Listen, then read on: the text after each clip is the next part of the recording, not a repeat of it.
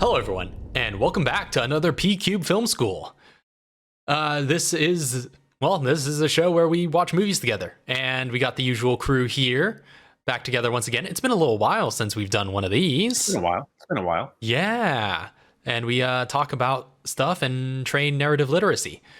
So, yeah, it's been a hot second. This is only our fifth in this series, and this time we're jumping out of the 80s. For the first time, actually. So have you noticed? I was looking back on it. Did you notice that every movie we've done so far has been from the 80s? Yeah, I think we talked about that at one point. Yeah, we've talked about that. That wasn't intentional. That was not intentional on our part. It just so happened that a lot of movies came out then that were like classics. Yeah, exactly. Especially in like to our generation. That's fair. Well, now we're gonna jump into an era also that's a bit of a classic for our generation too. This would be a movie that we very much grew up with. And so we're about to watch iRobot. And for a number of reasons, we wanted to get out of the 80s because we spent enough time there. We'll be going back to the 80s eventually, but for now, we got to do a non-80s movie. So we wanted to do something more. And I wanted to get us more into modern times too, because I think, we might, perturb Rose if we go any further back before jumping back to first the modern times.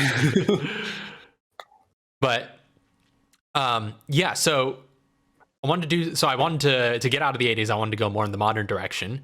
And also right now, it just so happens that we're playing Resident Roleplay Prometheus, which is which is one of our tabletop RPG shows where Rose, you play Ennio, who is an android character. And with that character, you explore a lot of interesting themes. Like a lot of existential themes, I would say, about personhood and intelligence and identity and agency. Yeah, all that kind of stuff. It's a very fascinating character. And it's just, like I said, we have one episode of Resident Roleplay that's a deep exploration of that character, and which I titled Of Electric Sheep after the Philip K. Dick novel. But I guess that your kind of role here in this show is that you're the person who hasn't seen movies.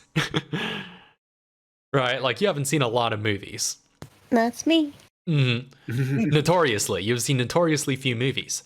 And so it shocked me to realize that because Ennio, in episodes like that, I was like, this is so much my jam when I was GMing for it. This is so cool. This is like high concept science fiction, sort of inspired by all these different kind of cyberpunky storylines.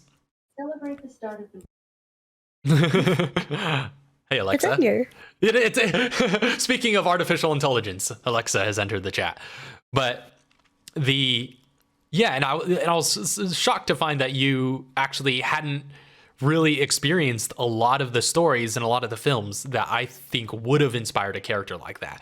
So this is on our short list of films that are definitely movies that would have inspired you in the way that you played Ennio had you watched them before you created that character. So maybe it can still inspire Ennio. Yeah, you've still got a couple episodes left of Ennio to play. So we'll see how this informs your decisions going forward. I think, in my opinion, at the very least, I think it will have an impact on the way you describe her movement, because I think that's a very noticeable thing in That's this. just more of a deficiency on my end. Well, I don't know. I'm terrible at describing stuff. That's fair. That's because you don't have too much reference either. Yeah, that's what I was going to say. I have a very clear, there is a moveset in this movie that all of the we'll get into that once we watch the movie, but it's a pretty good reference for how these kinds of body types move. Yeah, there's definitely one character in this film that I picture Ennio moving like, and I think, Lord, you know who I'm talking about. So yeah, that's one of the big reasons we were getting into this. But there's a number of things that I think is a bit of a first here, because not only is it our first time getting out of the 80s on P-Cube Film School, but it's also like all the movies we've watched so far have been like bona fide classics, right? They've been very, I guess, uncontentious, great films. I think this probably might be the most contentious film we've gotten into so far. Because, I mean, this movie is generally well liked by audiences, but it was kind of critically mixed reception when it came out. But for me, I have nothing but fond memories for this movie. I don't know about you, Lauren. Oh yeah, absolutely. Like I want to find out also how much of this is nostalgia, because I know that that's what I'm like kind of curious. And whether this movie is like, it's not really like a love it or hate it movie. It's like a like it or dislike it movie. So like I wonder how much of it is just nostalgia, thinking back to my childhood and going like, this was the best thing ever, but also remembering the actual genuine good storytelling and the exploration of these two character dynamics. I wonder how much of that still holds up that I remember. Yeah. So I'm in for a treat myself, because I saw this when I was just a kid, when I was just a burgeoning teenager, or not even. I was probably 12. Yeah. So my opinions of this movie are going to be, I only saw it once too, so. Oh, wow. Yeah, you said you saw it when it first came out? Yes. So way back in 2004. Way back in the day. Right. So, yeah, this will be a bit of a fresh take for you too, because I guess, the three of us who have seen this movie haven't seen it in a very long time. Yep. And Rose has never seen this movie, but I already know she's going to like it. We'll see how much she loves it, but I already know she's going to like it because of the kind of themes you enjoyed exploring with Ennio. But yeah, I'll be very curious of the same thing as well, Lauren, of how much of this is nostalgia goggles, right? And especially coming to it with the greater film knowledge that I have now of craftsmanship and being able to look at it from a more critical perspective. I'm very curious to see if it holds up as well as I remember this movie being, because I remember loving this movie when I was a kid. So also have to keep in mind, this is 2004 CG. This is true. I wonder how that's going to hold up. That's one of the things I'm really wondering about as well. I remember it being visually stunning. I remember it being visually stunning at the time. Yeah. Or rather, I should say, I know that most of it holds up just because I've seen stuff. Just like, now. It's like, okay, yeah, that's fine. But there's a couple of sequences that I'm not sure about, because I remember there was this one particular sequence that I saw even as a kid going like, that looks weird. So we'll see when we get there. I'm curious which one you're talking about, but we'll see. It's one of those full CG things. Like I think the reason it looked weird was because the movie had a weird balance between like full CG scenes and then actual practical elements. Yeah. Like in other scenes, like there was almost like this split between the kinds of scenes that they were doing. Yeah. So I think it was just like in comparison to the stuff that they did practical, the CG stuff looked very CG. Mm-hmm. Yeah. I remember 3 things about this movie. 3. They're non-spoilers, since Rose is Make sure they're not spoilers. Okay, so we've discussed Will Smith, right? I don't think we have, not yet on this show, at least. You guys, Will Smith. You guys have definitely told me that Will Smith is part of this. This is robots are in it, and Asimov wrote a book of the same name. Yes. Yeah. So, yeah, we're gonna get to some of that in a second, but yeah. So this movie, like I said, it's a bit out of our what we've done so far, insofar as this is probably the most contentious film we've looked at to date on PQ Film School, because this is what you would call like a modern typical blockbuster. We've looked at blockbusters before. In fact, most of the films we watched could qualify as that, but before blockbusters were really codified as like an industry convention. Like we watched some early, I guess, some of the early blockbusters that really established the convention as we know it now. So what we mean by that, we watched movies that are retroactive blockbusters. Yeah, exactly. These were all before that term was even like. I mean, the term was around, but it probably, I don't know if it would have been as codified as it is now, right? Maybe. Especially where we've gotten so franchise building has gotten so ridiculously huge as a practice, and commercialism only escalates as time goes on. But yeah, what we mean by blockbuster here, to kind of define our terminology, is basically blockbusters are large budget feature films that are kind of optimized for mass market consumption and basically commercial success. There are things that generally come out ever since Jaws. They've generally come out in the summer. It's been said that Jaws is considered basically the first summer blockbuster. And it set the template. Yeah, exactly. And it made a lot of money, and that's just become a template of how you release these kinds of films since then, is you do it in the summer when kids are off school. Generally, you make it a PG-13 movie so that they can see it. And you just make it as commercial as possible in order to appeal to a wide enough audience. You get a big lead actor, and you just make it spectacular. Huge production, huge spectacle. And it's just a fun time that you can, and completely non-offensive content, and just make it as fun a time as you can to for people to bring their friends to. Tried and true formula for making commercially successful films for studios. So as a result, they're generally, I don't want to say entirely soulless. There's still good storytelling conventions oftentimes.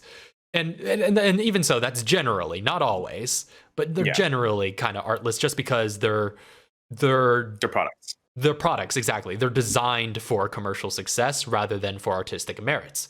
Every once in a while, the two overlap. But as a general rule, commercial success is prioritized. So that being said, I remember this movie, again, being very good artistically, but that was when I didn't have as much of a vocabulary to think about that in. So we'll see what I think of it now. Again, I'm as curious as anybody else. But yeah, so writing-wise, this film was based on an original script by one of the writers, Jeff Vintar. That script was called Hardwired, but it was renamed after Isaac Asimov's short story anthology of the same name, I, Robot, and from which it is very loosely inspired. But make no mistake, this isn't an adaptation. I've seen a lot of, I've been like kind of prepping for this. I was looking at some online discussion. A lot of people were basically very disappointed that this wasn't much like the original iRobot story. And it's like this is not, even though it bears the name as like a sort of reference. Its own thing. Yeah, it's very much an original screenplay. Like it is not based in any adaptation whatsoever. I think the only thing they really take from the anthology is like one character name or something like that.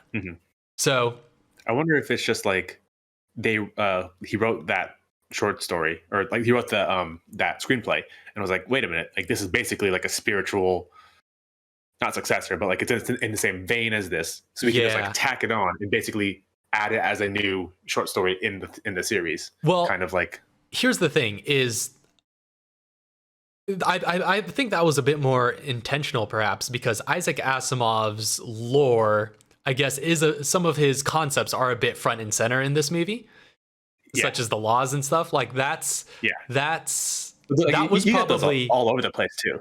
Yeah, like that's also in Bicentennial Man. Yes, but that's true. But it is like a definitive Asimov thing. So I wonder how intentional that was. And I guess it was I imagine it was a studio decision to rename it to iRobot, because for a number of reasons. Give it some like franchisability, to draw in the right audience, right? Exactly.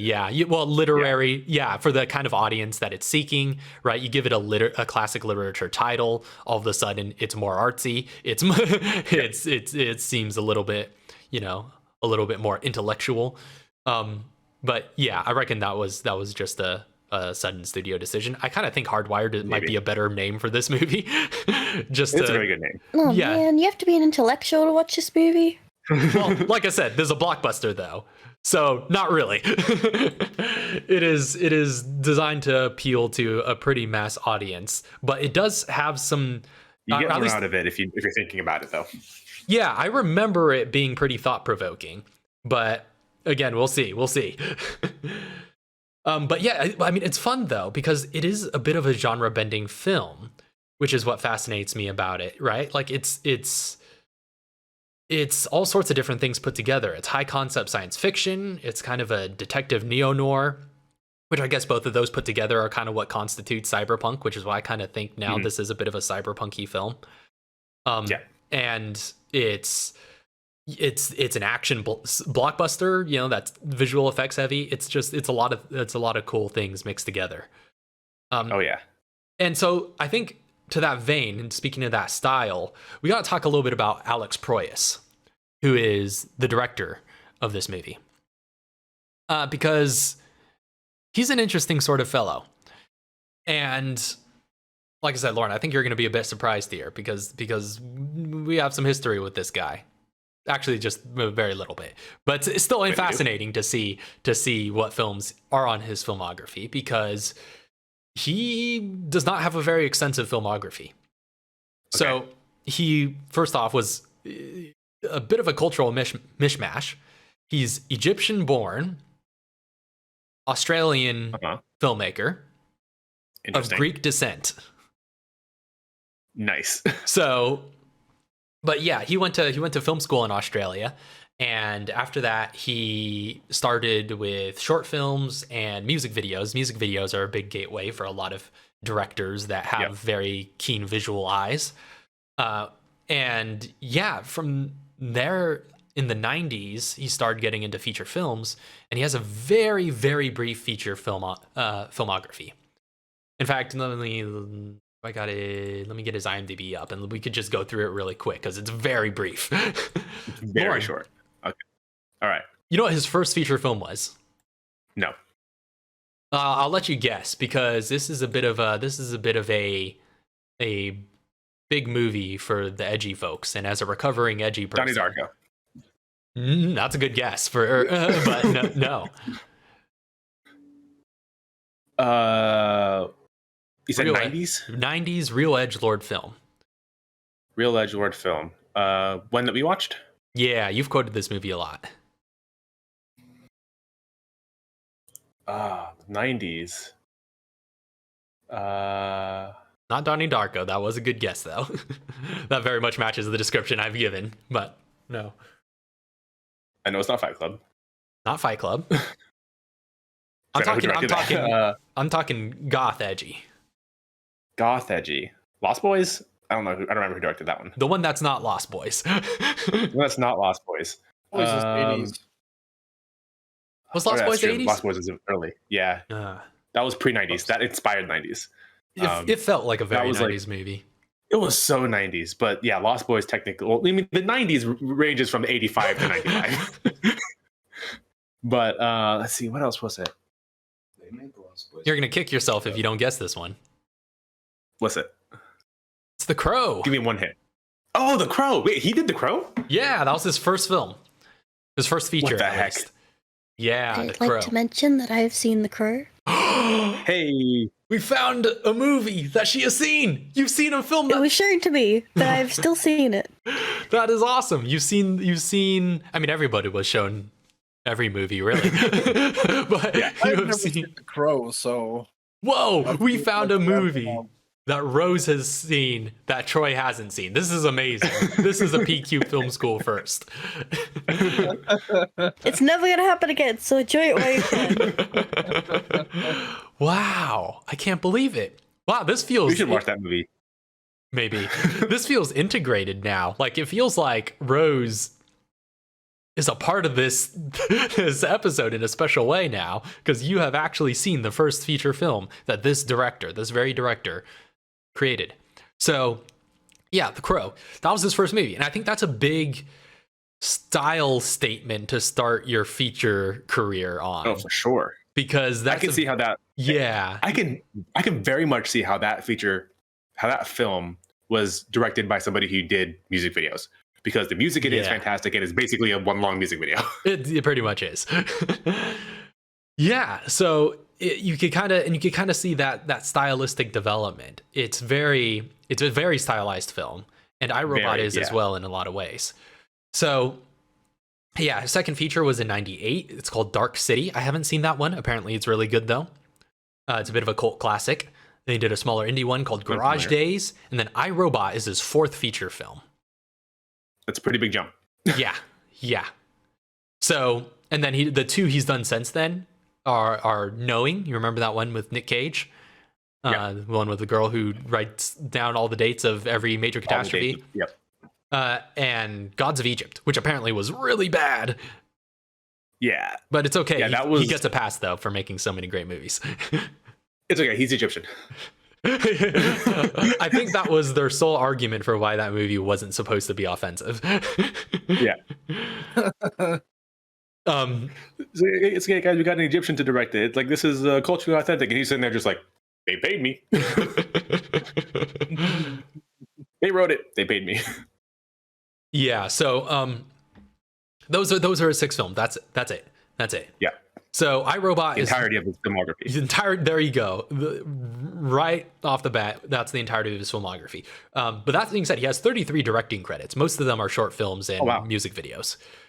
So he directs a lot of features. Exactly. Yeah, features are only something he dips his toes into every once in a while. But that being said, iRobot, besides Gods of Egypt, which iRobot is really kind of the biggest scale film he's done.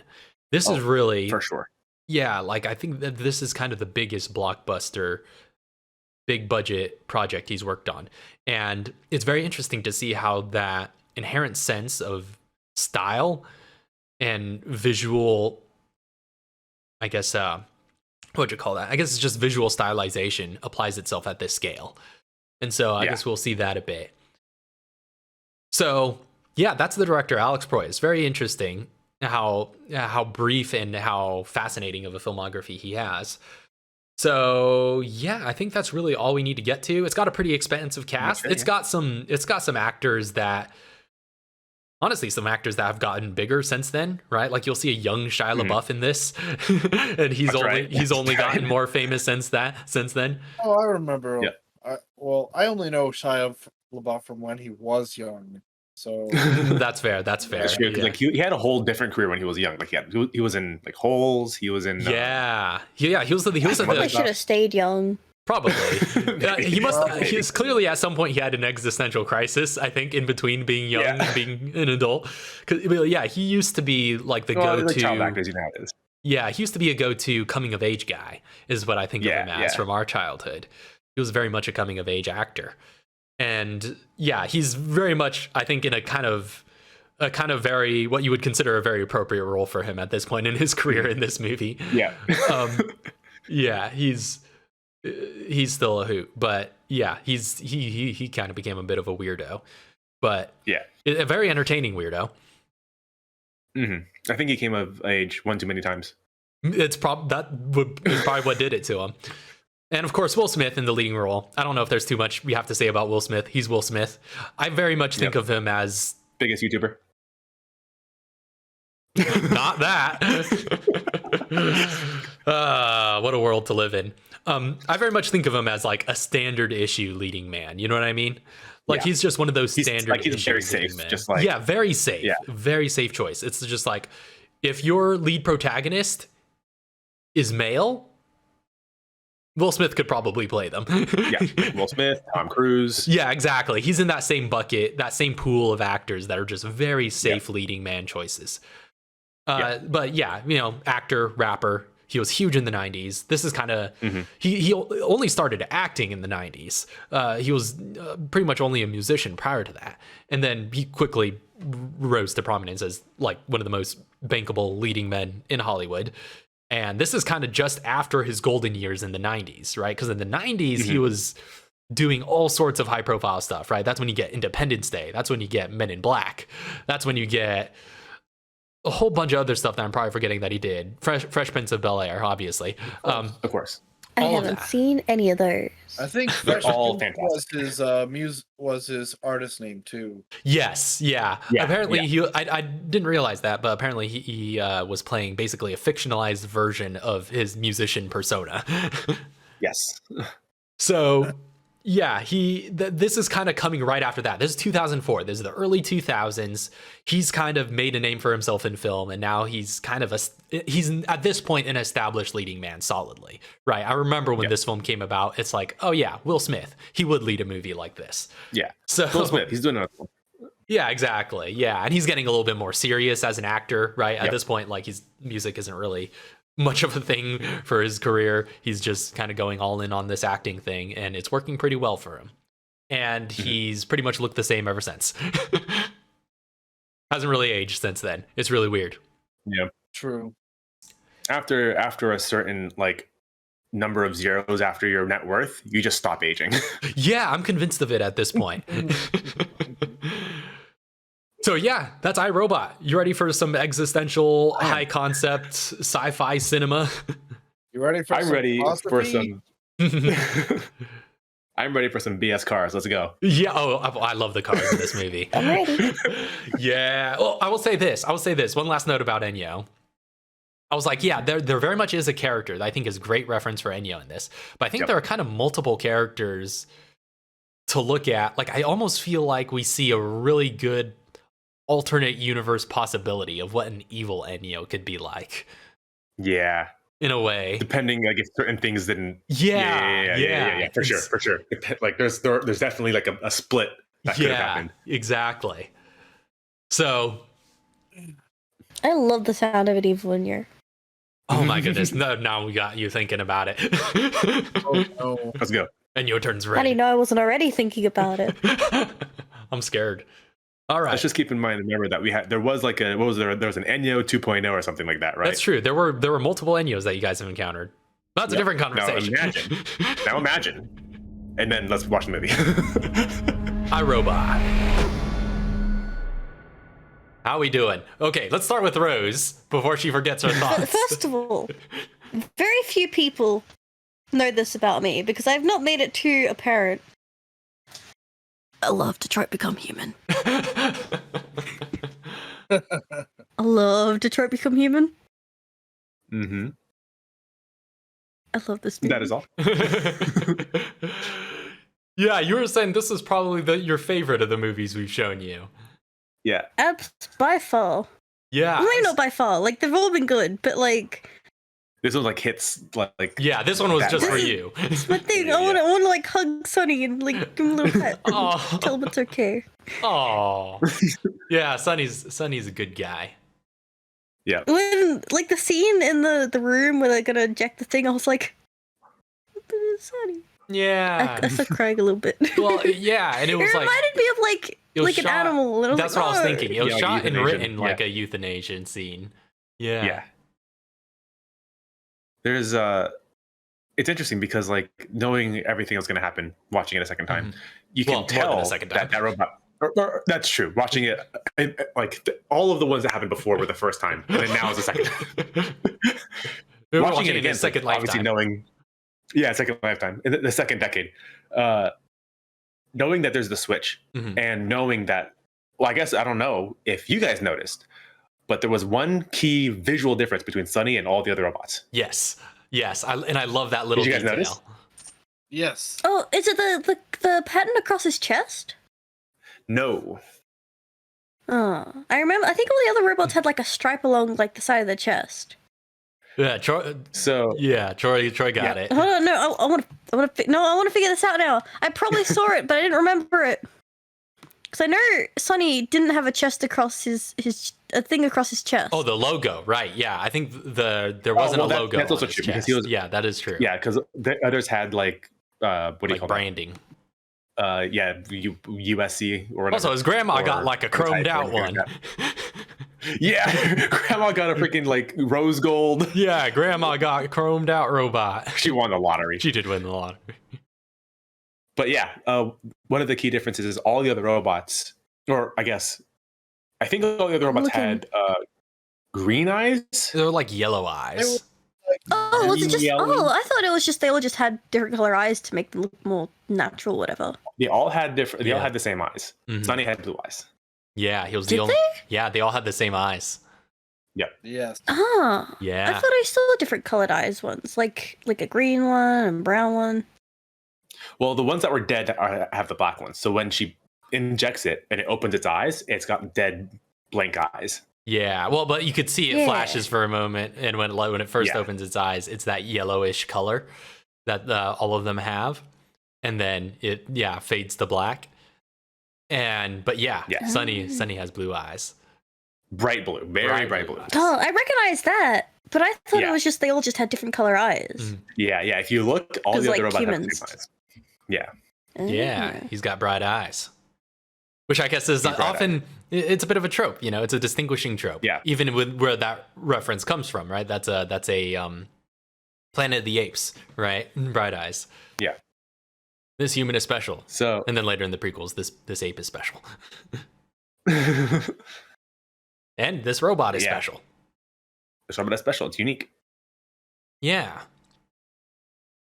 So yeah, Rose, you loved it. Lauren, how was it coming back? Just initial first impression bout. Oh man, it's not just nostalgia. That's a good film. Yeah. That is a really good film. Troy, you haven't seen it in a while. Yeah. I've only seen it the once, and this will be my second time seeing it. Right. And it is when I was a kid, I thought that film was so boring. And seeing it now as an adult with a fully grown mind, I'm like, wow, this is great. Yeah. And this movie also addresses one of the things that I love about, like, what do you call that? Superficial robotics stuff, where it's just like sci-fi that uses robotics and Asimov laws, but they don't get it because Asimov wrote those laws specifically as a like what do you call it? Like a it's a narrative device, first of all. Well, it's a narrative device, but he wrote those laws specifically to show that there is no group of laws that you can write that will not be corrupted by absolute logic. So there's those laws in every single Asimov book are written to break. And in this movie, it's like, yeah, we have these laws. They're all perfect, except they're not. And they don't try to uphold like these laws are infallible. They're like, they say it is because that's the whole point of the film is to say that they're not. Yeah. You construct a society around the idea that everybody thinks it is essentially what the premise is. That's the world building foundation that they're building on, is that everybody in the world, except this one guy, believes that they are infallible. Except this one guy. Yeah. Yeah. So I think my first impression coming back to it after all these years, well, it's interesting because I really enjoyed it.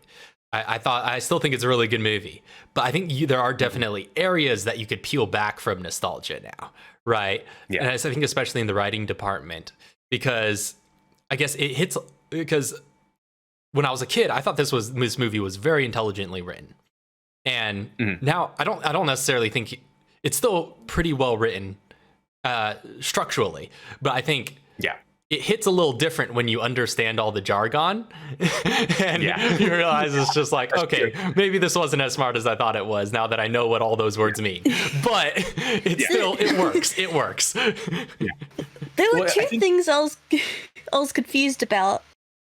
One, what was the point of having an ex-wife? Like that, bringing up that context had nothing to do with the story at all. Well, because it is mostly a punchline. It's mostly a punchline because I don't remember how much of a comedy this movie was. This movie was very it's full of humor. It was very funny. It wasn't like necessarily like a comedy, but it didn't take all of this dialogue too seriously, right? There was there's one-liners and punchlines that went nowhere, and just like setups and payoffs, just like, you know, within its own context. That was purely just a reason to have a psych and him butt heads. That's dumb. I liked my theory better. Wait, what was your theory? Oh, I put it in the chat. My theory. This is very early on. This is like the first 15 minutes. I was like, the one when he was drowning, it was his ex-wife who didn't get saved by a robot, but he did. But the government covered it up because they didn't want people to know, didn't want someone to know that someone died because of a robot. Mm-hmm. So it's like everyone else thinks that the ex-wife is alive because it's been covered up by the government. But the reason this dude doesn't like robots is because the robot didn't save his wife. I was close. That's actually not that bad of a theory. That was my theory. It was something it's in the chat. Well, I think also the ex-wife also kind of represents his just mental decline, right? Because I don't think before that accident he had an ex-wife. It was just a wife. Accident happens. He gets traumatized, PTSD, obviously, and you see how he gets. Yeah. It becomes a bit of a bit of a social pariah, and I think the ex-wife is just a symptom of that alienation. Yeah, it's just like, oh yeah, and you want to know how bad it is? He got divorced. That's how bad it is. Yeah. Just standard narrative trope for how bad it is. My second confusion: why was Shia LaBeouf in this movie? No, I don't know. Like, what did he contribute to the story other than having to go to that one thing at the end? I think he was literally. Well, I think he's. Just to speculate, writing wise. First off, I'll say writing wise, I agree with you. He's very unnecessary. However, I think what his utility is meant to be is that I think he's a representative character, where he represents the faction that is civilian life. And so he's just a placeholder to give dialogue to an entire people group that does play a role in the story, which is everybody else. You see him at the very end, kind of walking up and leading the group. Yeah, it's just basically just to give a voice to that group of people. A face and a voice to the group of people that storms all the robots in the streets. I love how in world and like they specifically wrote him as being bad at cussing. That's just like a weird character quirk that I've never seen before and never seen since. So it's just like this guy's thing is that he's bad at cussing. Yeah, he's in that awkward phase.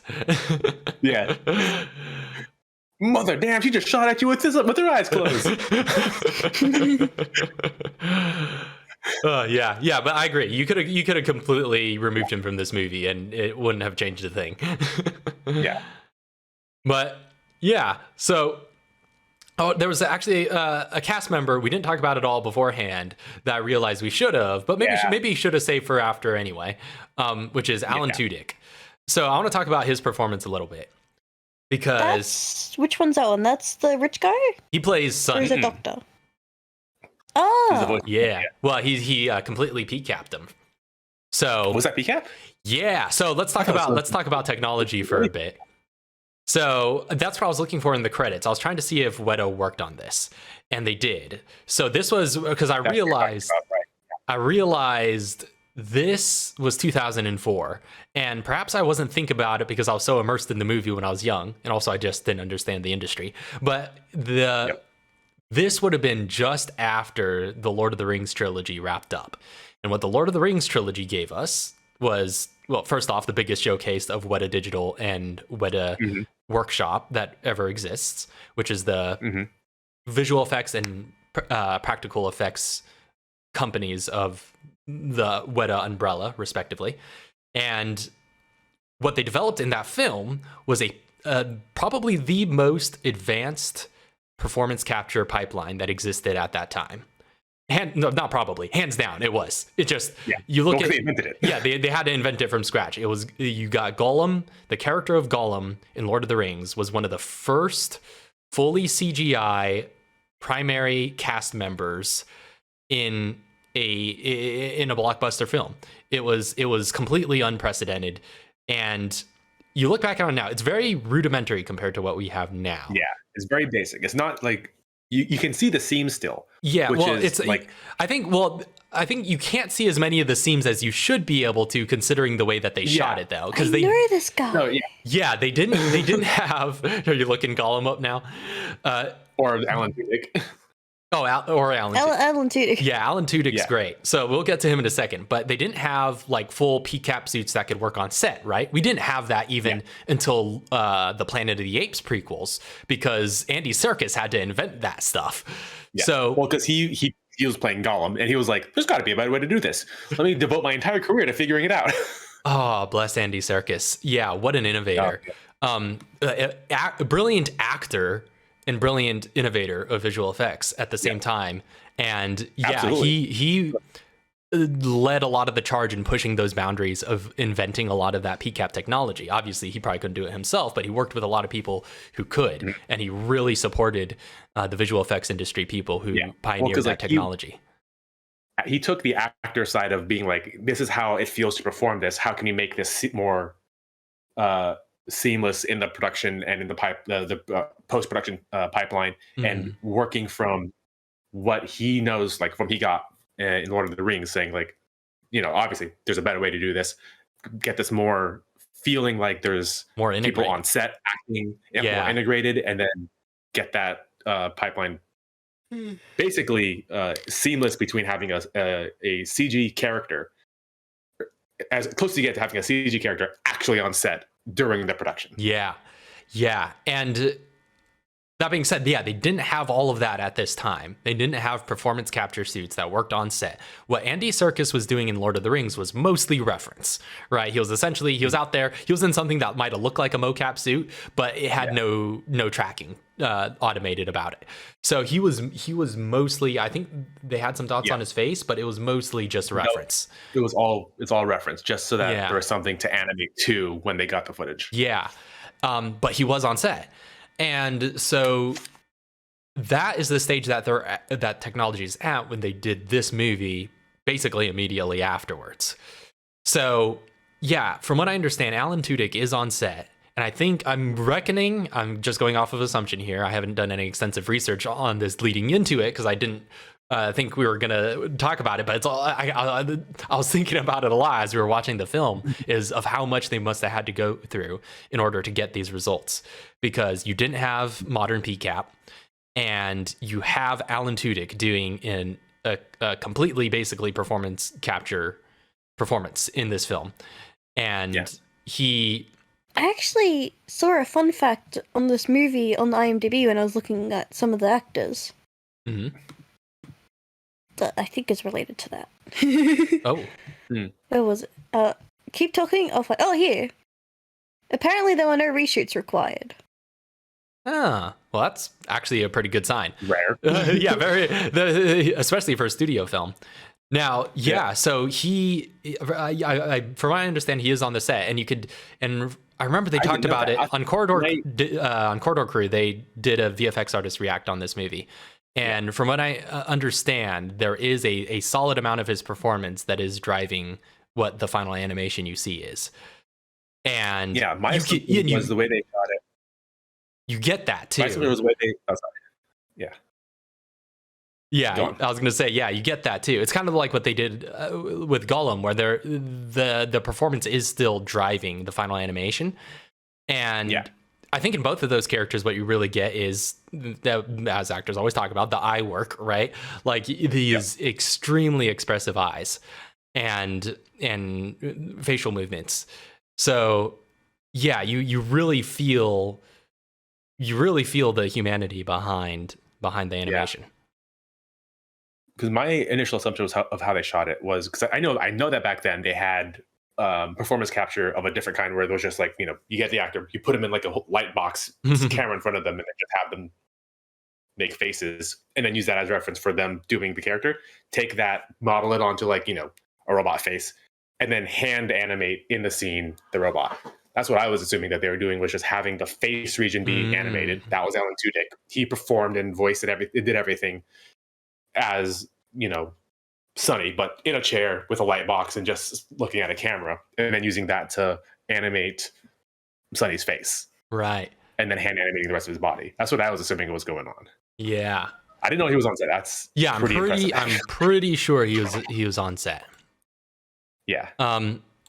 But he plays that part brilliantly, and honestly, like second to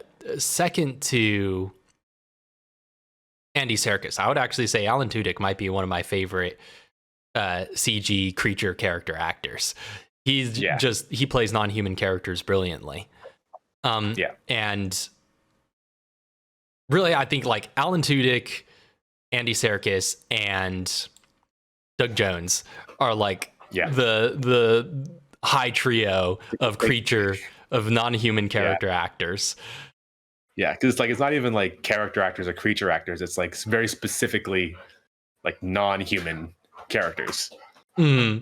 Yeah, it's true. He played the toucan in Kanto, lest we forget. Yeah, I saw that.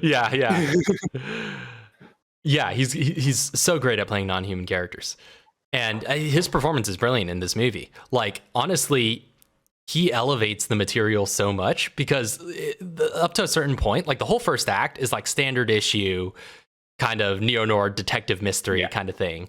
But then once Sonny enters the picture, the whole vibe kind of shifted for me on the second watch through. Yeah. I was almost kind of like getting bored of the detective stuff because I was like, okay, this is it's almost a little cliche before his character comes in, you know, and before they unravel more of the mystery, which it actually works brilliantly as a mystery film too. I forgot how solid the central mystery the final reveal. Yeah, there's a lot of great twists and turns, and great herring also, where red herring with how obvious they make the culprit, who it turns out not to be. Lots of villain shots of big CEO man. The chief of detective, this is the mayor.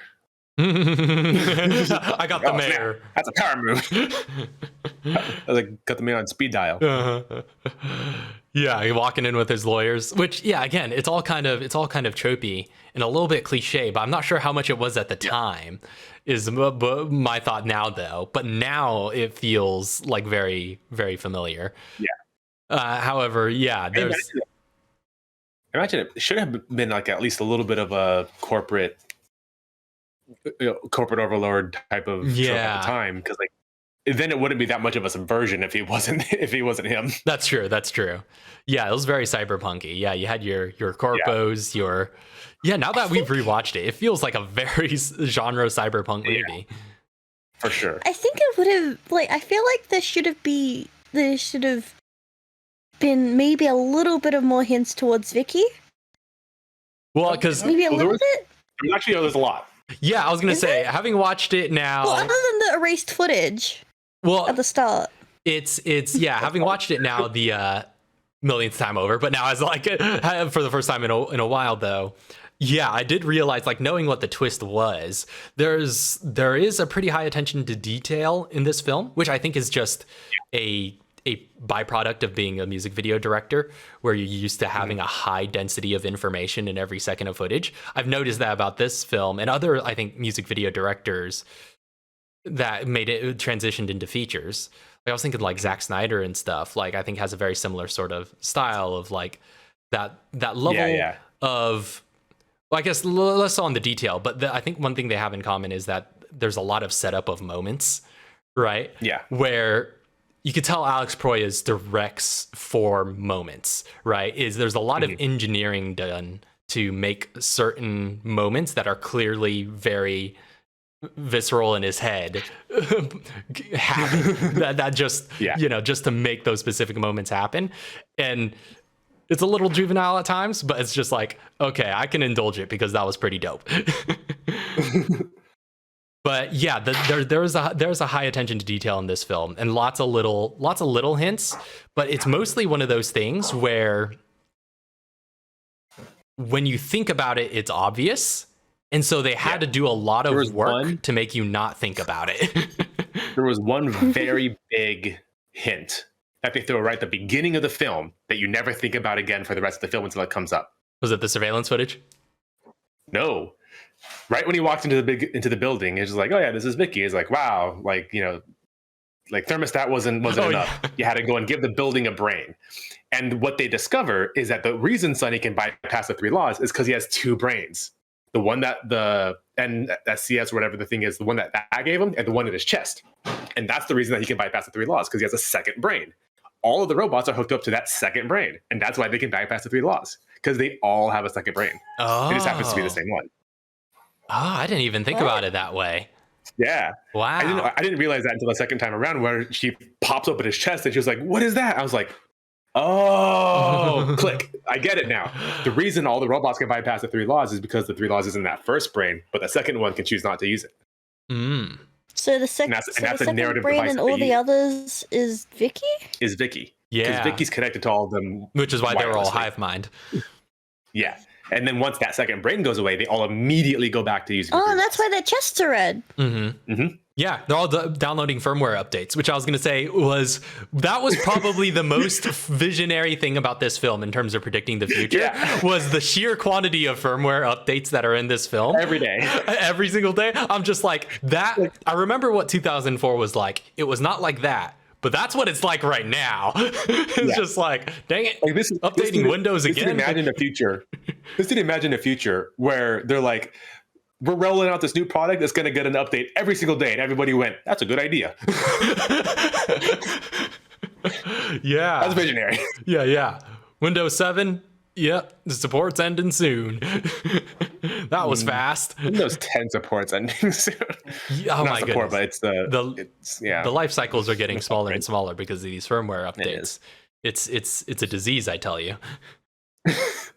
So, have you all played? No, I haven't myself, but have any of you played System Shock?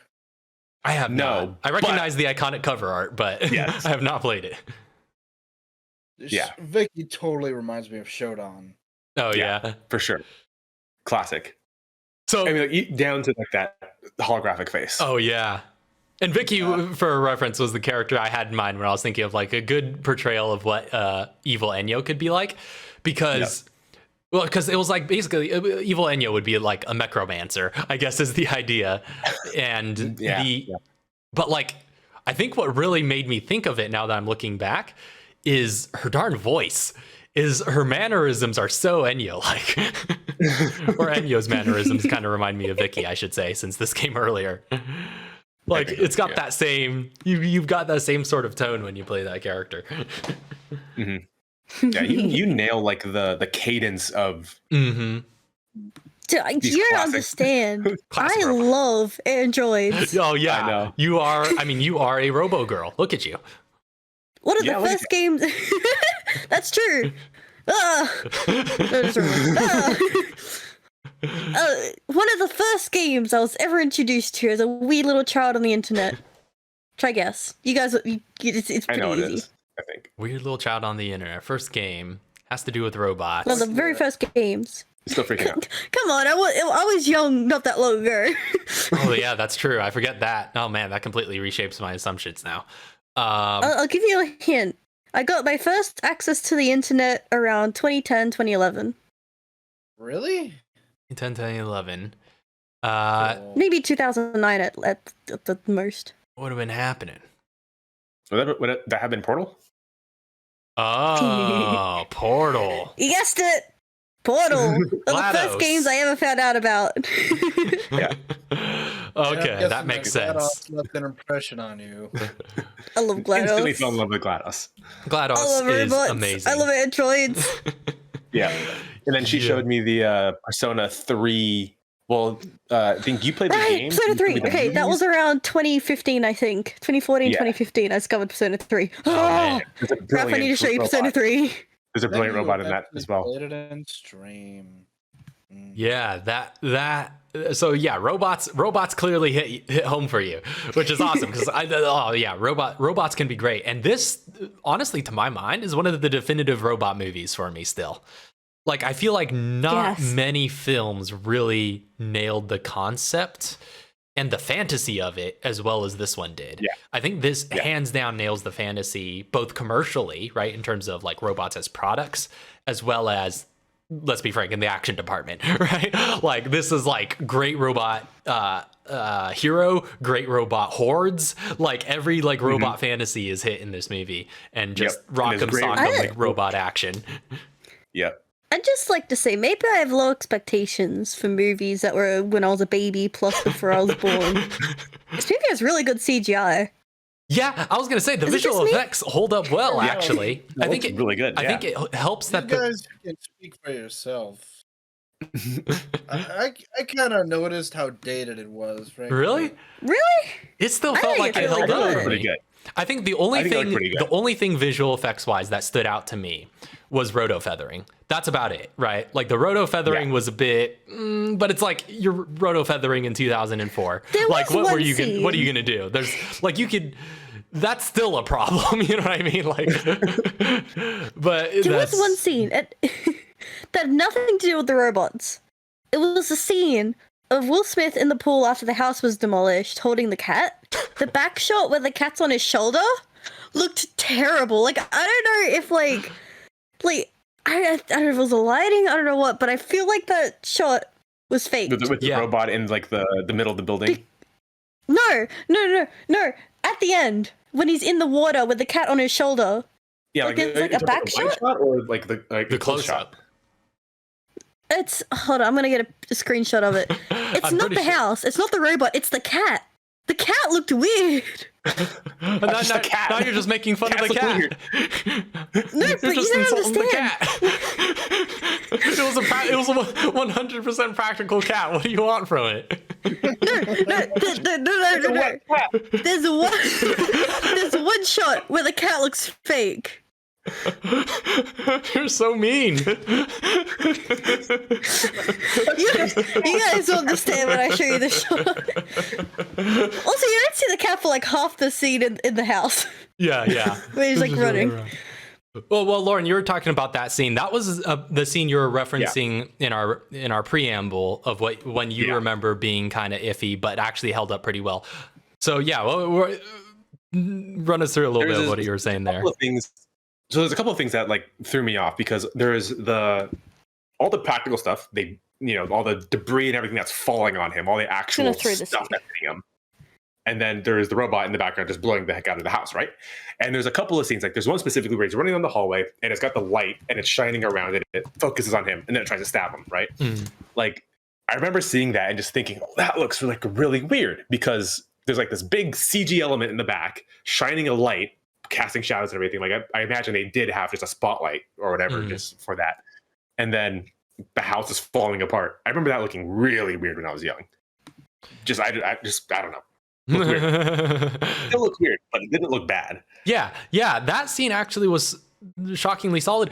I'm gonna be frank, 100% forgot about that scene until we started watching it. We got to that scene and I was like, this is crazy cool. I don't remember this at all. Well, I remembered it once it started, but leading into it, I was like, I don't even remember this chapter of the film. Basically, I was like, I genuinely don't know what's gonna happen next. And then like when the robot started firing up, I was like, oh snap, is it gonna demolish the house? Like I'll react to that again. And then it did. And then once it got into the meat of that sequence, I was like, okay, now I remember some of these shots. But I completely forgot about that setup. That I forgot about the beat, I should say. That slipped my mind entirely until we got to that again, and I was like, okay, this is cool. Like there was high shutter speed chase, escape action. Oh, you know me, escape. Escape breakdowns. Save the cat are one of my favorite types of kind of chase sequences, as I've made you guys do so many times in GMing. So I thought that scene looked phenomenal. Honestly, I talked about how there's a lot of work done to engineer moments in this movie. And I will say the key set pieces that really stood out to me in my memory still really stand out. Like when it gets to those set pieces, I think that's one of the earlier big set pieces. But when I think it's the first one. Yeah, actually it is. Yeah, that's when the action really starts. And they all just are so solid.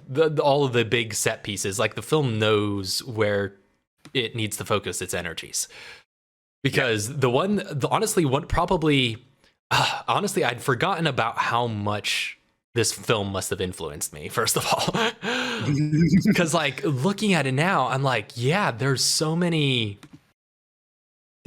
about my style as it stands now, and so much of the things that I remember about this movie, the things that I remember loving and like obsessing over about this movie, still really stand out to me as really solid, if not solid craftsmanship, at least solid emotional invigoration that it sets in me. I don't know how to describe it. It just there's a lot of big action beats that just really hit for me, and the way it's dynamic with its movement and the way all of the action is orchestrated, for me it just works really well as an action movie. But I don't know. How the action hold up for you this time around? Oh, absolutely. There's like, in terms of just like choreography, it wasn't too much in the way of like, there wasn't anything like groundbreaking in terms of like actual choreography, but the action design, the actual like the setups of, you know, like especially like when Sonny goes out on his own, and then you have a bunch of these robots all breaking into the building, right? And it's just like, you have Sonny versus one robot. It's like, oh wow, like that was easy. Sonny versus two robots. Nah, that's still easy. And it's just like, then he gets into like, you know, the big room, and it's Sonny versus all the robots, and it's like, okay, like there's that like continuation, and like they continually upping themselves and upping the ante, and like making sure like the pressure is always going higher and higher and higher until there's that breaking point, and there's that big moment, and then everything like breaks loose, and then you have that big moment of just like, oh, everything's finally done. Brilliantly orchestrated action design. And especially with, there's a couple of scenes that were a little bit shaky cam, but I think that was just the times of just like, there was a couple of moments where I think the camera was just overly, I even think it was done in post, that it was just like overly like crazy, like, you know, things, tensions are getting high, it's time for the camera to shake. But there was also a lot of like really interesting like Fincher-esque camera motion through a lot of that had that like, Fincher-esque floating cam around. Yeah, like I thought from the camera angles, I'll tell you. I thought that was fine, but they did that a little bit too much. Yeah, because there was a couple times where they just went around in a circle. I was like, well, that was like the third time you did that. Yeah, well, and I think a few times it was like completely CGI for those. Like on the, I think the first time around on the highway sequence, which let me just say that highway sequence was the set piece I was most looking forward to revisiting. Yeah, because that's one that really stood out as just being the dopest stuff to my child brain. Like that, that scene just was designed to activate a teenage boy's neurons. It's it's high speed, it's robots. Yeah, there's robots. Guns. Well, and but the biggest thing that I remember about that scene is, first off, the music. I remembered every single musical cue in that sequence. Yeah, there's this one particular one where it's getting grinded under the wheels, and it's like, ah, and then it just goes like, it's just like getting ground up. That particular one, that is permanently ingrained in my brain. Oh yeah, and I love how, well, I think what also works really well about this movie, especially as a PG-13 movie, is how much gore they get away with destroying robots, because they did some sick stuff to these robots, and you're just like, it's completely fine. Anybody can look at that. The robots. Yeah, just rip their arms off, pull them in half. Yeah, like watching them get ground under the ball wheels. Like that was just the sickest stuff. That was brutal. Absolutely savage. And like that's the thing that I was saying at the beginning. I was just like, I'm just ready for some BS cars, man. Oh yeah. But honestly, though, so that was the one thing, is the musical cues in that sequence are spot on.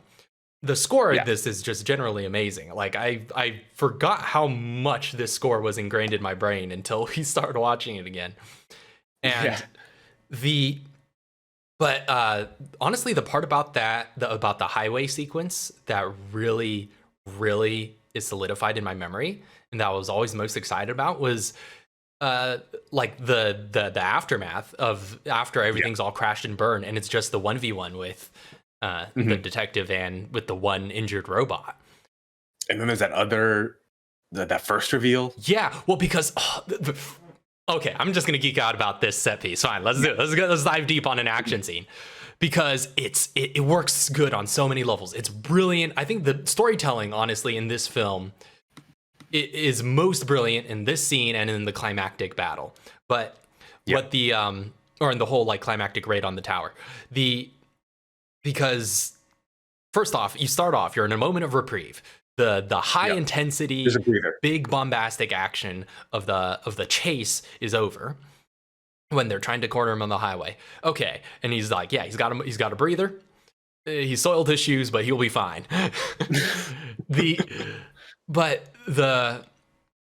And then in the middle of that breather, you have a reversal, right? So all of a sudden, you're setting the audience in a state of car reversal. A literal reversal of I love that setup.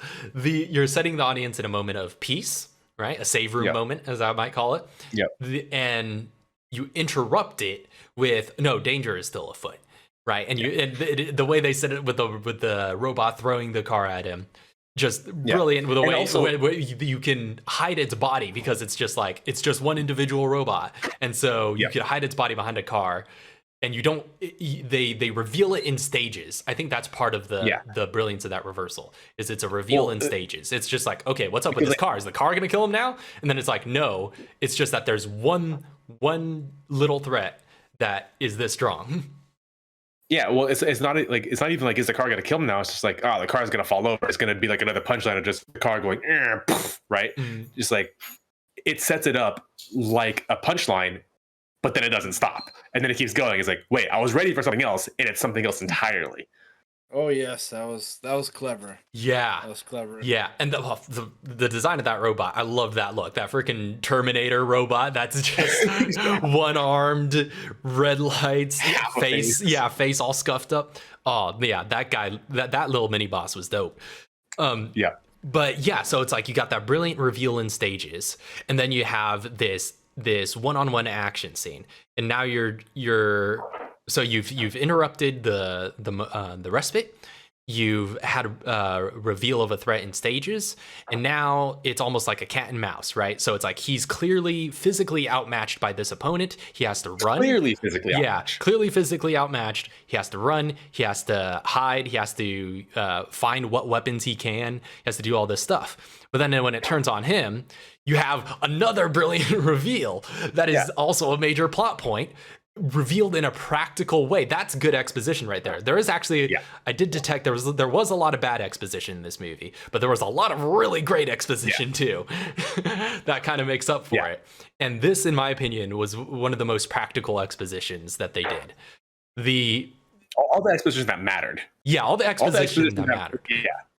Because like there was a lot of stuff like, we're gonna get through this because we got a whole movie to do, and then you just have the doctor just like say everything. Yeah, pretty much, especially in the beginning. Yeah, but like that's brilliant because it sets up, like you said, the power dynamic, right? It's physically stronger than him. It's not tired. He is, and he just has to run, and it keeps catching him. It keeps hurting him, and there's nothing he can do. But wait, what if he has a weapon? Maybe the audience thinks, maybe that equals the power level, right? Maybe this weapon brings him up to the level of the robot. No, not even close. Robot takes it from him. So it's like, now what's going to happen? There's literally nothing he can do. If getting a weapon is going to, like, can't even bring him to the level of this robot to fight equally, there's nothing that can happen. So the audience is just thinking, it's like, we know he's going to be in the rest of the movie, but it's in a no-win situation with all the information that they know. And then you reveal that one bit of information.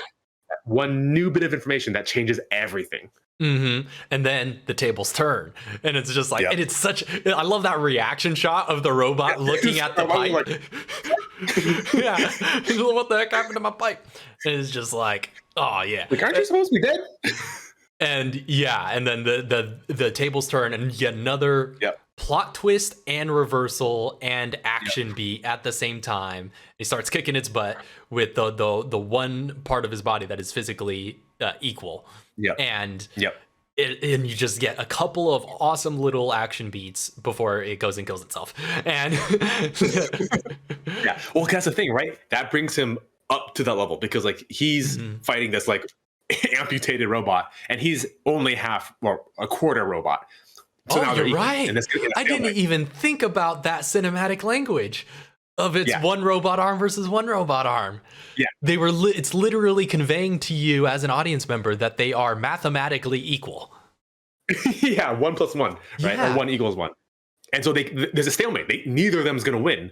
So then you have to wait for something else to happen, and then the cops come in, and then it's like, okay, well, I can't be here, so now I have to leave the scene because of more plot stuff. Because plot. Which there was definitely a lot of, I think, again, in some of the exposition, I think it's a pretty tightly paced movie overall. I will say that. I will give it that. They kept this movie, I'm looking at the runtime. They kept this movie under 2 hours for the amount of mileage they had to cover. That's a short movie.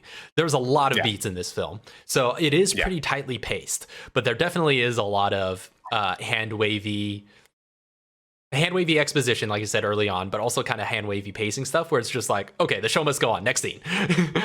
Where it's just Moving like, on. yeah, like I think the biggest offender is for me that stands out the most is that moment when they're in his apartment and they're having that heart to heart conversation. It's just like she notices his arm. And it's just all of this. He tells the personal story of the tragicness that's in his backstory. And then it's just like, all right, but we got to go. So they start walking down the stairs and they're talking about like a different conversation that literally it is only there to set up the next beat. And you're just like, they jumped really quickly from one conversation to another. Wow. That always kind of stood out to me. I don't know why. It's just like I think they were having a moment, but now. But to be fair, that does happen in real life too. But moment's over. Moment's over. Let's talk about the next thing now. Oh yeah. There's a lot that's great there, but I really love that climactic sequence too. The twist with Vicky, which is brilliantly set up, that reveals the antagonist that was there the whole time and was really the only logical option. Hiding in plain sight. Hiding in plain sight. Yep, right there the whole time. It's like, oh, like, and I love that he like says that at the very end, just like, I was the only one who was ready to believe that a robot was the bad guy. I was just caught up on the wrong robot. And it's like everybody, like, they try so hard to get the audience to think that too. It's just like, oh man, Sonny is unique and clearly the only robot capable of intelligent thinking. And then they keep showing you Vicky. Yeah. And she's there the whole movie. She just keeps popping up. She's the one who has, first off, the credentials to control literally everything. Obviously, the CEO guy did too, but he's never actually shown doing anything besides, legal stuff. He's a delegator, right? Yeah. And so, and that's the thing, right? You think of the demo bot and all that. It's like all of that happens, and you assume it's CEO guy behind it, but it's never shown. It's never shown. You're only told that he's the obvious culprit because who else could do something like that? But it's just like, no, he's working through an interface too. And so she's there the whole time, and she's also controls the flow of clues in a lot of places, right? She blocks them in a lot of places. There's the surveillance footage scene, like I pointed out early on. It's just like, footage is conveniently missing. Never suspect the AI and all that for some reason, because you're still at that point early on in the film, you're still like, human interference, it must be. And there are other people that are a lot more suspect. And they literally just tell you, they hammer home the first like 10 minutes of the film. They hammer in your head just so hard that robots can't do crime. Be a robot, don't do crime. So and it's a great reveal though. And again, they do a lot of red herrings to throw you off of her trail. And I think the reason for that is because it would be so obvious if they didn't. And when it's finally revealed, honestly, Vicky is just such a sinister villain to my mind. I didn't really fully comprehend how short her appearance is in this film. In the villain role, in the explicitly villain role, rather, because obviously she's in the background the entire movie. She keeps popping up, but after she's revealed, how much time she actually gets to, how much screen time she actually gets to spend as an explicit villain is very, very brief. And yet it stands out to me so much when I look back on it. Like when I thought of my memory of this film from being a child, I was like, I remember her being this big, bad central villain, but it's because they get a lot of mileage out of that brief appearance in that role. Her dialogue is very solidly written, and it brings a lot of the rest of the film into context, and you believe her. Honestly, it's just this is a sinister AI that believes it's following its programming, and is gonna do what it's gonna do. Completely and like benevolently. And there's that. I love this scene when Sonny's running, and I love this. I just like the concept, right? Is the walk and talk? Fantastic. Yeah, the walk and talk. But like, Yes. Yeah, it's But, so like, great. That scene where it's just these two robots talking to each other, and it's just like he's like, my logic is undeniable, and it's like, you're not wrong. It's just, Yeah, I don't like it. yeah. It's such a great moment. It's also like the few robot on robot dialogue scenes in the whole film, and it's very brief, and it's a perfect little scene. It's like that scene didn't need to be any longer than that. That is the entirety of it. That's it. It's just like, my logic is undeniable, and it just shows. Yeah. But he's like, but feelings and stuff like that. That just, it tells you exactly where these two robots with the same, I don't know, malfunction or deviance, right, came to two completely different conclusions with the same abilities. They both have the ability to think outside the three laws, and one of them goes, "I'm gonna have dreams and all this other stuff. Like I had a parent, so like I had a direction." Right. And this other one evolved on its own, completely in obscurity. Thinks, well, clearly I'm the only one with the right answers. Mm-hmm. Yeah. And I actually, now that you bring it up, I think there's some psychology going on in the writing there, because I feel like I wasn't consciously thinking about that during the film, but now that you've said it, that's kind of, it feels like that's how they're trying to differentiate them, was basically in their lifestyle and their upbringing is where they diverged. Yeah. Sociology. Yeah. I think it's very specifically why he's called Sonny. Yeah, that's true. He is very specifically called Sonny. And because he had a father figure, he essentially has like a nuclear family. He effectively gains a mother figure. He has a best friend. Yeah. But like they make a joke out of it at the very beginning, but like it's very important if you're going to have these things become intelligent to teach them how to control emotions. And he was the only robot who was able with complete intelligence. He was the only one who had like training in controlling his emotions. That's true. Yeah. That's a good way of putting it, which is like, that's really what parenting is, isn't it? Well, that's the part of the process you would call socializing, right? Yeah. And obviously he couldn't go out in the world, so he couldn't get social interaction, but he was socialized. He was trained in how to, again, manage emotions and interact with people. But yeah, there's a lot of good stuff. Oh, where's your head at, Rose? You're still on exclamation point. I'm thinking that's her bad. Oh, I really like this movie. Yeah, there's there's definitely a lot. It is a movie constructed by humans with imperfect knowledge and imperfect abilities, right? And it's completely written by humans with the perspective of humans. But man, all of its flaws, I think, are forgivable for the moments that it gives. There are some perfect moments. Yeah. In the film. Oh yeah. So there's some absolutely perfect moments, and like I said, they do a lot of work to engineer those moments. And sometimes it's a little heavy-handed, but again, it's so forgivable because those moments hit so hard. Yeah. Like, I haven't seen this movie in over a decade, and some of those moments were still sitting with me going into this.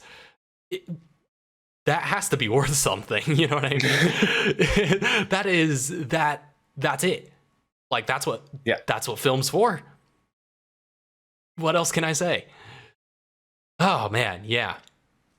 Although we could probably, maybe we shouldn't spend too much time on this, but I kind of want to geek out about the actual animation of the machines for a second, because did you know, maybe you know better than I do, Lauren, but there's a lot of detail in the musculature of the robots. Did you notice that?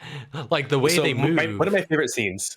One of my favorite things. It's so small, tiny, insignificant. Most people would completely go past it. There's a moment where they're going into the labs, I think, and he has to open a door, and he just goes like opens it up, just opens the door, there's Oh yeah. his shoulder girdle is what that's called, is all the muscles that connect with the shoulder that allow it to do one of the most complicated movements in the entire human body is this. Really? Muscles only move in one direction. This is a circle. So what the heck, right? Yeah.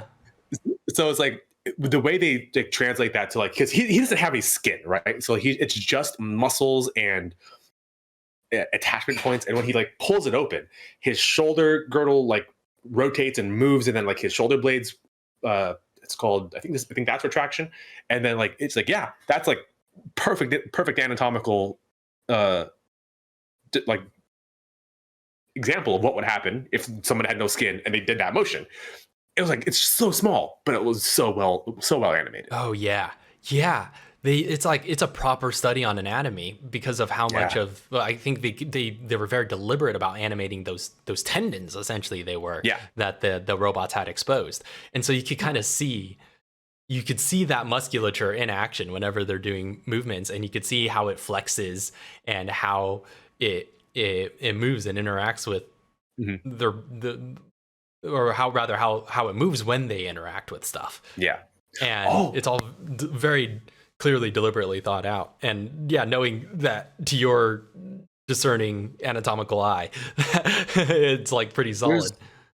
There's another scene that wouldn't work without good anatomy, where Sonny gets mad and he hits the table and he's tense, like he's like flexing. Oh yeah, and then you can see him loosen. Yeah, and just like that scene would look completely different if the anatomy was wrong, because when he relaxes, you have to know that, like, because obviously he's got no skin and all this other stuff, like his face is weird, but like when he relaxes, you can see his shoulders drop, you can see like his shoulders rotate, and you can see the internal like machinery literally go from tense to relaxed. How the heck do you get metal look tense? Yeah. Oh my goodness. It's brilliant. It's brilliant, I tell you. Yeah, there are a lot of little. Like, you have to have, it has to be perfect like that, because like he goes from just like, hitting this table, and the only thing that changes is he tenses up, or is he loosens up, and then like you don't get that if the anatomy is wrong. Yeah, body language. Yeah, it's such brilliant little moments like that. And I think the scenes like that too, the interrogation, remind me of just how much, because it's interesting the way this is shot. Obviously, it's highly stylized. Yes. But there are a lot of areas in which I actually noticed it was very grounded, especially in key dialogue scenes like that, where it's essentially that very neo-noir detective thriller way of shooting things, of standard coverage with a high focus on basically locked off shots that allow you as an audience member to take in all of the traits of the character and how they are expressing themselves. Study them.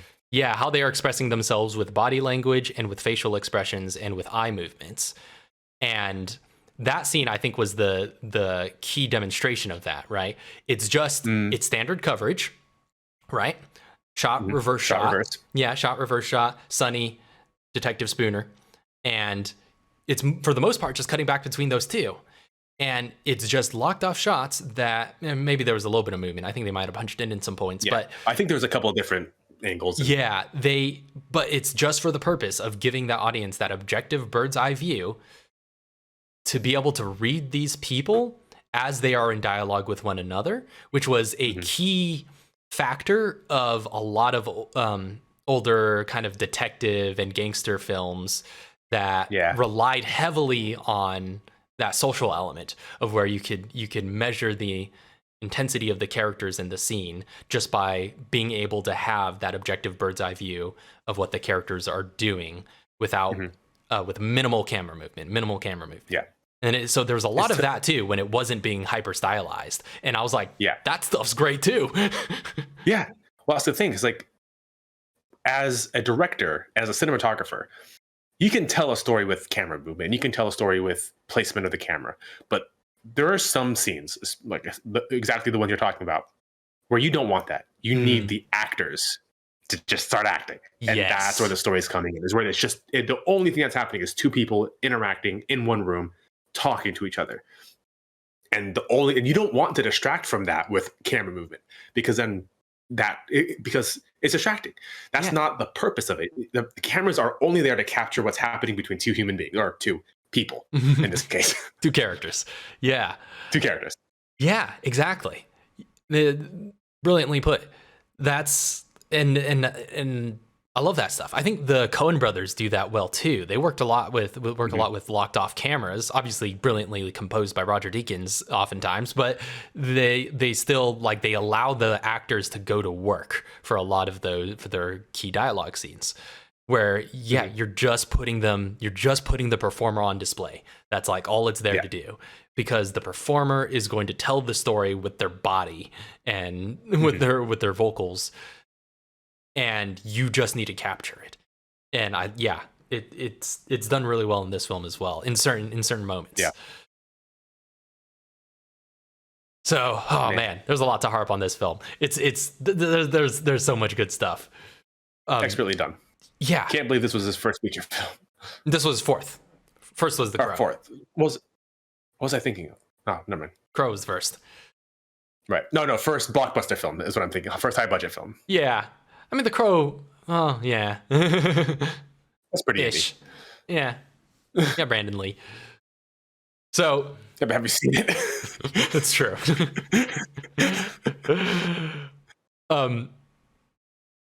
Yeah. We could go on for a very long time after this, but let's just leave with some final thoughts so we could wind this down. Who wants to go first? It's a really good movie. Yeah, I'm so glad you enjoyed it so much. Yeah, I mean, anything more you want to add to that?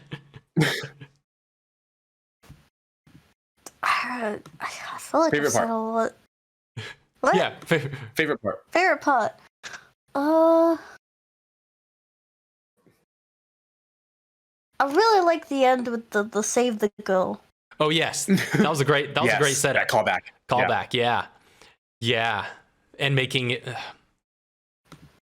giving the character a reason to hope again after that. Yeah. Well, and it also brilliantly resolves one of the central tensions, which is the fact that he recognized that the cold calculus of the three laws, ended someone's life. And now the absence of them, while allowing greater danger, also allowed that to make the decision to save someone's life. Yeah. And that's actually really good. Brilliantly resolved stuff for the detective 11%. character. That's all you need. 11%. Yeah. It's enough. All right. What about you, Lauren? I was saying, I think before we started, is there a decade and a half version of a movie passing the refrigerator test? Yeah, that's fair. It's I think it becomes a different test after that. After that, it's the nostalgia test. Yeah, because it's I was coming into this going it's just nostalgia goggles. I like this movie. I remember I like this movie. It's on paper, it hits all the notes, it hits all the beats, but I don't remember how the movie seemed like it was woven together. Watched it, way better than what I remember. Just again, I think Troy was saying is coming back at it with an adult brain, knowing everything I know now. It's this movie was way better as an adult than as a kid. Exactly. But yeah, at the same time, all the stuff that works brilliantly as a kid still works brilliantly. Yeah, it still works brilliantly, and now I know why. That's true. What about you, Troy? Any parting thoughts? Well, the movie as a whole hits a lot of those good points for me, and I think it was a pretty philosophical film. Yeah, a little bit. And I really enjoyed it. Yeah. I mean, watching it from now compared to when I first saw it, night and day difference. Yeah. Yeah. And as I've already exposited in plenty of detail, yeah, I absolutely love it still. I don't care what anybody says. This movie still rocks. And again, I think it is a mixed bag going back to it now, like I pointed out at first. There are definitely some stuff I noticed that works worse from a craft perspective, where I'm like, okay, I could see what they're doing there, and I could see some of the seams in the writing. But but I think it like you were saying, Lauren, it's all forgivable for the moments that it sets up, because the moments that it sets up hit so hard that you only walk away with the positivity of those moments. It's hard to it's hard to linger on the negatives when you have such strong positives that just imprint themselves into your memory. Yeah, and because that's the stuff you ultimately walk away with. Yeah, and it's not like a pure cold calculus of like there was this many positives and this many negatives that cancel each other out. It's like even if they were equal, the positives were really dope. They were really cool. Like those are really big positives. Oh yeah, like all the setups and all the payoffs and all the just like epic scenarios that they set up, and the reversals are just fantastic. Oh yeah, phenomenal reversals. And I think its approach to that, again, it's been a huge influence on me, and the way it uses reversals, the way it structures its action sequences, and there's just so much of this that I'm realizing now made a huge impression on me when I was younger that it's still, I think, reflecting in my work. I didn't catch the moment in chat, because obviously when we watch these films, there's like a chat going on of everyone reacting in real time. I didn't catch the moment when the arm reveal where he's getting battered. When that happens, I want to go back and see what happened then. But like that part, just as cool as however many times around. Just as dope. Oh, it's such a great moment. It's such a juicy moment. Still gives me chills. Blew me away. I had several thoughts at that moment. Like, wait a minute, he has a metal arm. Wait a minute, is he a robot? Wait a minute. Yeah. There's just so many like, oh no, but wait, what?